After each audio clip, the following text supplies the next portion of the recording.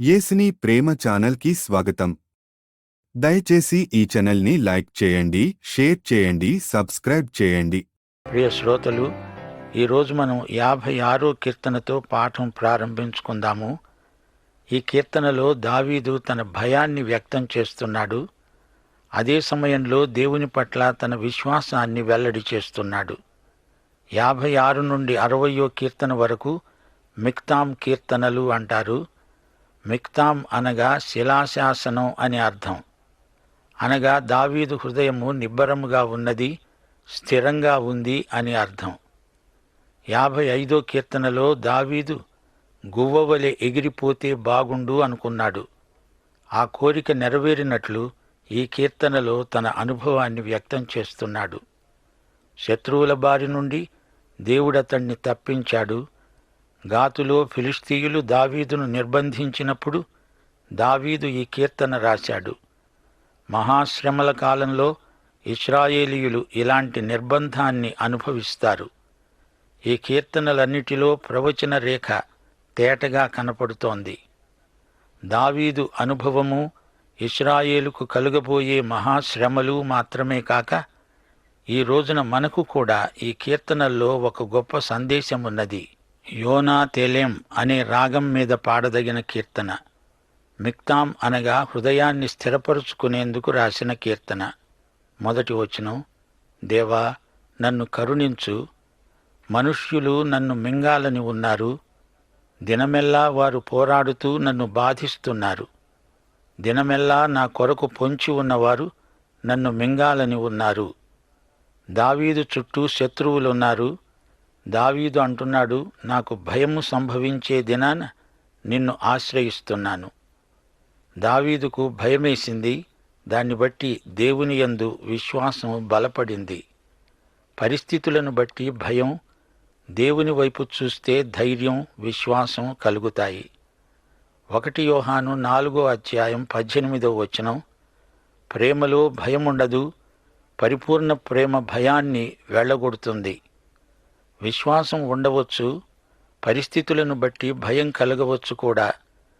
కీర్తనలు 56, 8వ వచనం, నా సంచారములను నీవు లెక్కించి ఉన్నావు, నా కన్నీళ్లు నీ బుడ్డిలో ఉంచబడి ఉన్నాయి, అవి నీ కవిలలో కనపడతాయి కదా.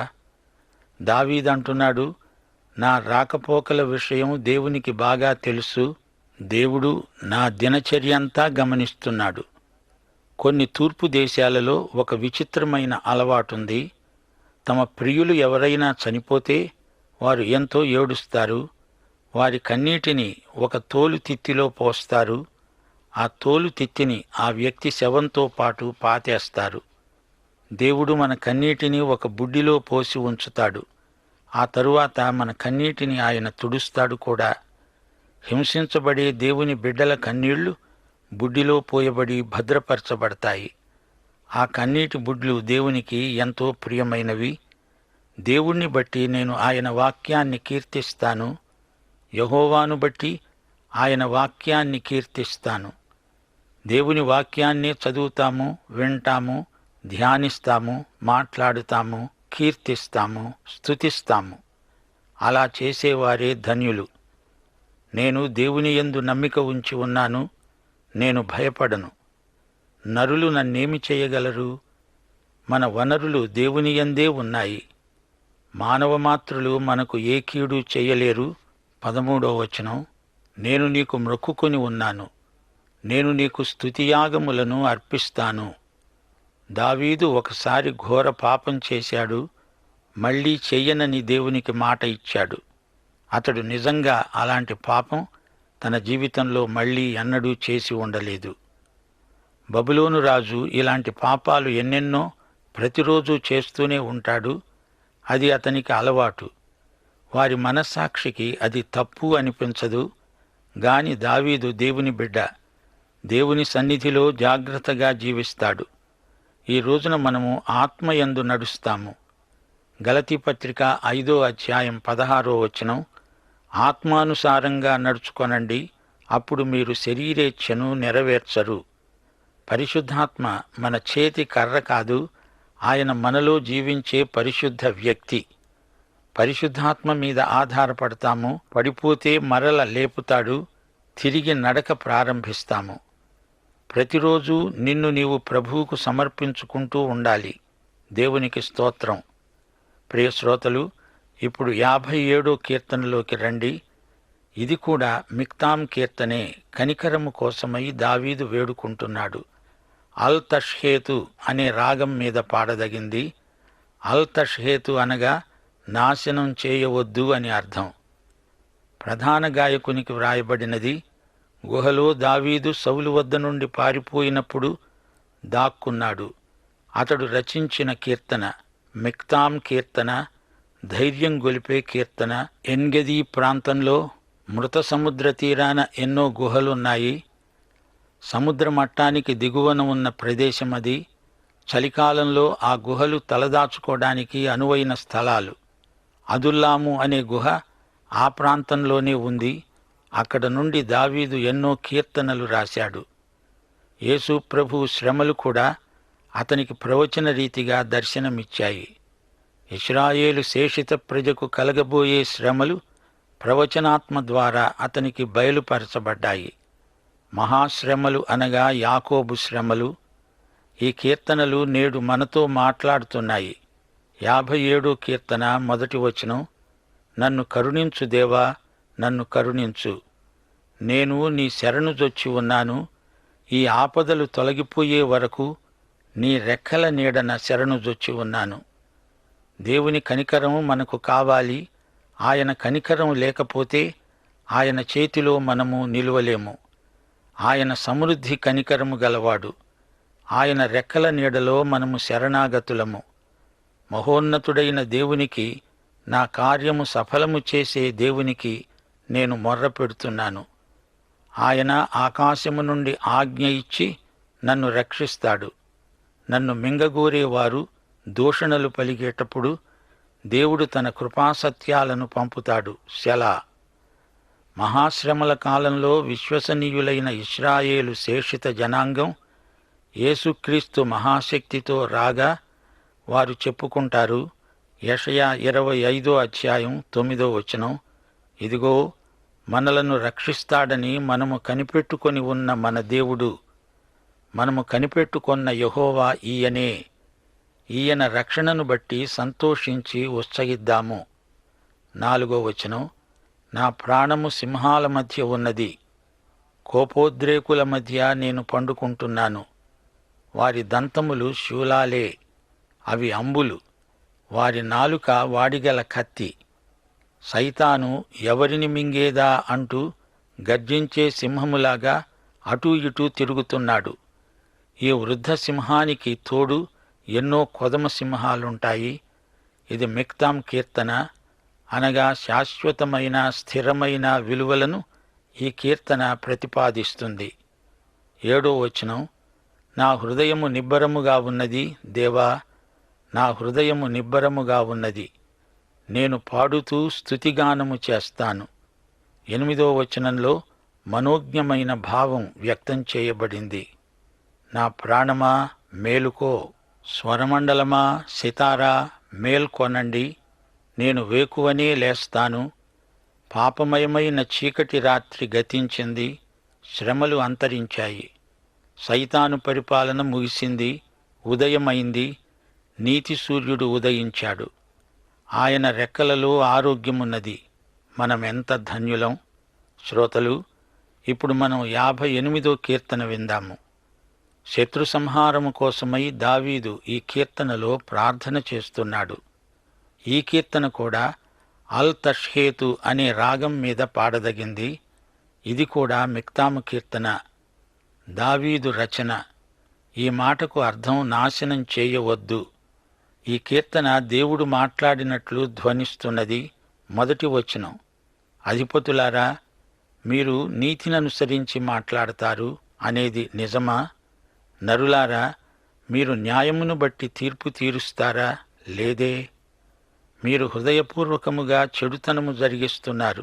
దేశమందు మీ చేతి బలాత్కారమును తూచి చెల్లిస్తున్నారు.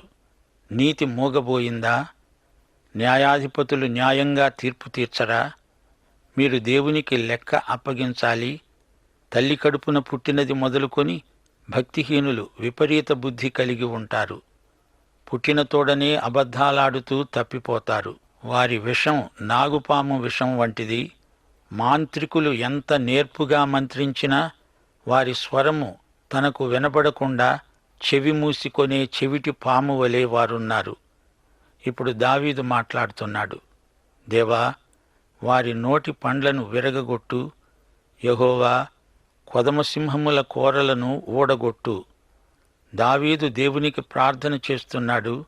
సింహముల కోరలను ఊడగొట్టాలి అంటున్నాడు. సింహము అనగా సైతాను, దాని కోరలను విరగ్గొట్టగలవాడు దేవుడే. ధర్మశాస్త్ర యుగంలో శత్రు సంహారం కోసమై రాజులు ప్రార్థించారు. 7వ వచనం దావీదు అంటున్నాడు, పారే నీళ్లవలే వారు గతించిపోతారు. అతడు తన బాణాలను సంధింపగా అవి తునాతునకలైపోతాయి. దుర్మార్గమనేది పారే నీటివలి ఉన్నది, అది త్వరలో గతించిపోతుంది. శత్రువు చేతిలోని బాణం తునాతునకలైపోతుంది. వారు కరిగిపోయిన నత్తవలె ఉంటారు. సూర్యుణ్ణి చూడని గర్భస్రావం వలె ఉంటారు. ఆ దేశములోని నత్తలు ఎండకు కరిగిపోతాయి. శత్రువుల పన్నాగాలు గర్భస్రావం వలె విఫలమవుతాయి. వారి మానసిక గర్భస్రావం వారికి తగిన శిక్ష. 9వ వచనం, మీ కొండలకు ముండ్ల కంపల సెగ తగలక ముందే అందలి మాంసము పచ్చిదైనను ఉడికినదైనను ఆయన దానిని ఎగరగొడతాడు. ముండ్ల కంప మంట అట్టే కాలం నిలవదు. కుండలోనిది ఉడికి ఉడకనట్లు ఉంటుంది. అంతలోకే గాలి వచ్చి దాన్ని ఎగరగొడుతుంది. కావున నిశ్చయముగా నీతిమంతులకు ఫలము కలుగుతుందని, నిశ్చయముగా న్యాయం తీర్చే దేవుడు లోకంలో ఉన్నాడని మనుష్యులు ఒప్పుకుంటారు. ఇప్పుడు 59వ కీర్తన వినండి. ఇది 58వ కీర్తనకు కొనసాగింపు. ఇది కూడా అల్ తష్హేతు అనే రాగం మీద పాడదగింది. అనగా నాశనం చేయవద్దు అని అర్థం. దావీదు శత్రువుల చేత ఆవరించబడి ఉన్నాడు. ఇది ప్రవచనం. శ్రమల కాలంలో ఇశ్రాయేలు శేషిత ప్రజలను శత్రువులు ఎలా బాధిస్తారో వర్ణించబడింది. ఈ కీర్తనకు చరిత్ర ఆధారం 1 సమూయేలు 19వ అధ్యాయంలో ఉంది. దావీదును చంపటానికి సౌలు కొందరిని పంపాడు. వారు ఇంటి వద్ద పొంచి ఉన్నారు. అప్పుడు దావీదు ఈ కీర్తన రచించాడు. 1వ వచనం, నా దేవా, నా శత్రువుల చేతి నుండి నన్ను తప్పించు. నా మీద పడేవారికి చిక్కకుండా నన్ను ఉద్ధరించు. పాపము చేసేవారి చేతిలో నుండి నన్ను తప్పించు. రక్తాపరాధుల చేతిలో నుండి నన్ను రక్షించు. నా ప్రాణం తీయాలని వారు పొంచి ఉన్నారు. యెహోవా, నా దోషమును బట్టి కాదు, నా పాపమును బట్టి కాదు, ఊరికే బలవంతులు నా పైన పోగుపడి ఉన్నారు. ఈ ప్రార్థనలో దావీదు తన విశ్వాసాన్ని వెల్లడిస్తున్నాడు. దేవుడు తనను తప్పకుండా విడుదల చేస్తాడని తనకు తెలుసు. సాయంకాలమున వారు వస్తారు, కుక్కవలె మొరుగుతూ పట్టణము చుట్టూ తిరుగుతారు. దావీదు అంటున్నాడు, నా బలమా, నీకోసమే నేను కనిపెట్టుకుంటున్నాను. నా ఉన్నత దుర్గము నీవే. 11వ వచనం, వారిని చంపవద్దు, వారిని చెల్లాచెదరు చేసి అణగొట్టు. అల్ తష్హేతు అనే మాటకు అర్థం ఇక్కడ ఉంది. వారిని చంపవద్దు, వారిని చెదరగొట్టు. 16, 17 వచనాలు, దేవా, నీవు నాకు ఎత్తయిన కోటవు, ఆపద్దినమందు నీవే నాకు ఆశ్రయము. నీ బలమును గూర్చి కీర్తిస్తాను, ఉదయమున నీ కృపను గూర్చి ఉత్సాహగానం చేస్తాను. దేవుడు నాకు ఎత్తయిన కోట, ఆయన కృపగల దేవుడు. నా బలమా, నిన్నే కీర్తిస్తాను. దేవుడు తన వారిని విడువడు, ఎడబాయడు. యేసుక్రీస్తు వచ్చి ఇశ్రాయేలు శేషిత ప్రజలను విమోచిస్తాడు. లోకములోని జాతులకు తీర్పు తీరుస్తాడు. ఇప్పుడు 60వ కీర్తన కూడా వినండి. ఇది మిక్తాము కీర్తనల్లో చివరిది. ఎదోమీయులను దావీదు గెలిచాడు. ఆ తరువాత వారు తిరిగి తల ఎత్తుకోలేకపోయారు. మహాశ్రమల తరువాత ఇశ్రాయేలు ప్రజలకు అనగా శేషిత జనాంగానికి గొప్ప విమోచన. 1 వచనం, దేవా, మమ్ములను విడనాడి ఉన్నావు, మమ్మును చెదరగొట్టి ఉన్నావు, నీవు కోప్పడ్డావు, మమ్మును మరల బాగు చెయ్యి. 4 వచనం, సత్యము నిమిత్తము ఎత్తి పట్టటానికి నీ యందు భయభక్తులు గలవారికి నీవొక ధ్వజము ఇచ్చి ఉన్నావు. 6 వచనం, తన పరిశుద్ధత తోడు అని దేవుడు మాట ఇచ్చి ఉన్నాడు. నేను ప్రహర్షిస్తాను, షెకెమును పంచిపెడతాను, సుక్కోతు లోయను కొలిపిస్తాను. 9 వచనంలో దీని నెరవేర్పు కనపడుతోంది. కోటగల పట్టణములోకి నన్నెవడు తోడుకొని పోతాడు? ఎదోములోనికి నన్నెవడు నడిపిస్తాడు? దీనికి జవాబు 10 వచనంలో ఉంది. దేవా, నీవు మమ్మును విడనాడి ఉన్నావు గదా. దేవా, మా సేనలతో కూడా నీవు బయలుదేరడం మానివేశావు గదా. మనుష్యుల సహాయం వ్యర్థం. శత్రువులను జయించడానికి మాకు సహాయం దయచెయ్యి. దేవా, నీ వలన మేము శూరకార్యాలు జరిగిస్తాము. మా శత్రువులను అణగదొక్కేవాడవు నీవే. నీవే మమ్ములను ఉద్ధరించు. 60వ కీర్తనలో 4 ప్రాముఖ్య సత్యాలను మా శ్రోతలు జ్ఞాపకముంచుకోవాలి. దావీదు, యోవాబు ఇశ్రాయేలు సైన్యాలను నడిపిస్తున్నారు. ఉత్తరాన 2 శత్రువులున్నారు. అదే సమయంలో దక్షిణాన మరొక శత్రువు లేచాడు. ఒక సమస్య పోతే మరొక సమస్య లేస్తుంది. దావీదు మనస్సు పరిపరి విధాల వికలమైపోతోంది. ఇక 2వ అంశం, దావీదు పారిపోలేదు, తన దేవుని సత్యధ్వజాన్ని పైకెత్తుతున్నాడు. మోయాబు, ఎదోము, ఫిలిష్తీయ మొదలైన వారి మీద దేవుని ధ్వజమెత్తాడు. యెహోవా నిస్సీ అనగా దేవుడే నా ధ్వజం. ఇక 3వ అంశం, నీ ప్రియులు విమోచించబడాలి అంటున్నాడు. పరమగీతం 2వ అధ్యాయం 4వ వచనం, ఆయన నా మీద ప్రేమ ధ్వజమెత్తాడు, మేము నీ ప్రియులము అంటున్నాడు దావీదు. క్రీస్తునందు మనము దేవునికి ప్రియులము. 4వ అంశం, విశ్వాసం. జాతులను, శత్రుస్థావరాలను దేవుడు తమకు వశం చేస్తాడని దావీదు, యోవాబు నమ్మారు. విశ్వాసంతో ముందంజ వేశారు. సోదరుడా, సోదరి, నీవు నిరుత్సాహపడుతున్నావా? ధైర్యం వహించు. నీవు దేవునికి ప్రియమైన వ్యక్తివి. విశ్వాసంతో ముందుకు సాగు. దేవుని పేరట ధ్వజమెత్తు. ఇది సత్యధ్వజం, ప్రేమధ్వజం. ముగింపులో మా శ్రోతలకు మరొక సత్యాన్ని గుర్తు చేస్తాము. ఈ కీర్తన వ్రాసిన వేళ దావీదు హృదయం కుంగి ఉన్నది. దుఃఖంతో అతని మనస్సు ఉక్కిరిబిక్కిరి అయి ఉన్నది. కష్టాల కడలిలో తాను మునిగిపోతున్నట్లు అనిపించింది.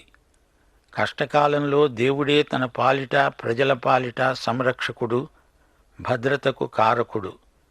ఈ ఆశ్రయశిలపై మనము నిలువబడితే ఈ లోకంలోని కష్టాలు, దుఃఖాలు, ఇబ్బందులు అన్నీ ఒక్కుమ్మడిగా వచ్చి మనల్ని ఎదుర్కొన్నా మనకు ఏ అపాయము కలగదు.